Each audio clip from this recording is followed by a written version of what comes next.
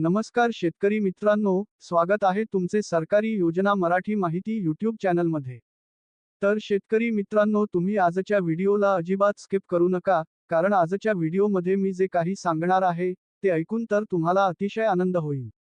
मित्रांनो, प्रत्येक शेतकरी बंधू ज्या क्षणाची आतुरतेने वाट बघत आहेत, ती प्रतीक्षा आता संपणार आहे, ती म्हणजे नमो शेतकरी योजनेच्या 8व्या हप्त्याची।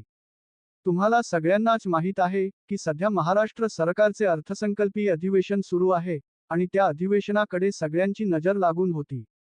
कारण ज्या काही सरकारी गोष्टी प्रलंबित होत्या त्यावर नक्की निर्णय येणार असे सर्वांनाच वाटत होते आणि नेमके घडले तसेच। लाडकी बहीण योजनेचा हप्ता, नमो शेतकरी योजनेचा 8वा हप्ता आणि पीक विम्याचे पैसे अशा बऱ्याच गोष्टी लांबणीवर ढकलण्यात आल्या होत्या किंवा गेल्या होत्या।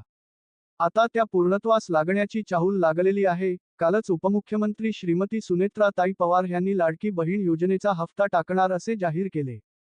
मग बायको तुपाशी आणि नवरा उपाशी असे सर्वांनाच वाटू लागले आहे, कारण शेतकरी बांधवांच्या पदरात अजूनही निराशाच पडली, पण नंतर असे समजू लागले आहे की नमो शेतकरी योजनेचा जो काही 8वा हप्ता आहे, तो शेतकऱ्यांच्या बँक खात्यात होळीनंतरच जमा होण्याची दाट शक्यता आहे। आता 2 तारखेला होळी आणि 3 तारखेला धुलीवंदन आहे, तर आणखी एक जास्त दिवस जरी सुट्टीचा पकडला तरी 5 तारखेला माननीय मुख्यमंत्री श्री देवेंद्र फडणवीस उर्फ देवाभाऊ होळी साजरी करायला त्यांच्या घरी म्हणजे नागपूरला जातील आणि तिथूनच हा 8वा हप्ता वितरित करतील अशी अपेक्षा आहे। तर मित्रांनो, 5 मार्च पर्यंत तुमच्याकडे वेळ आहे। तोपर्यंत तुमचे KYC, बँक खाते, आधार लिंक आहे का? ते सगळे अपडेट ठेवा आणि शांत बसा। इतर दिशाभूल करणारे फालतू व्हिडिओज बघून डोक्याला ताप करून घेऊ नका।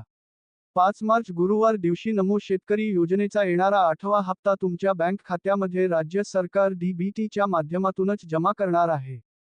तर मग अशा प्रकारची एक अत्यंत महत्त्वपूर्ण अशी अपडेट आज आपण या व्हिडिओमध्ये पाहिली आणि अशाच प्रकारच्या महत्त्वाच्या अपडेट दररोजच्या दररोज पाहण्यासाठी लगेच आपले चॅनल सबस्क्राईब करून ठेवा, नोटिफिकेशन बेलला ऑल वरती सेट करा आणि आजचा व्हिडिओ देखील लाईक करा।